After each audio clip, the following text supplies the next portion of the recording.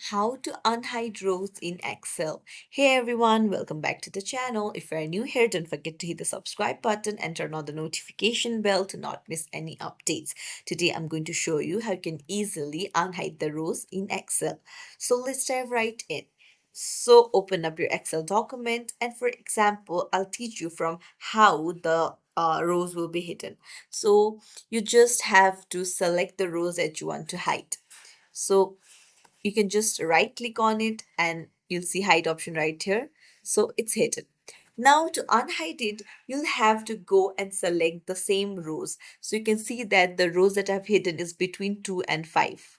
So make sure you select the rows from 2 to 5 and then right click there again and unhide it. And there you go. It's as simple as that. If you found this tutorial helpful, don't forget to like and subscribe to our channel for more tips and tricks. Thank you for watching. See you in the next video.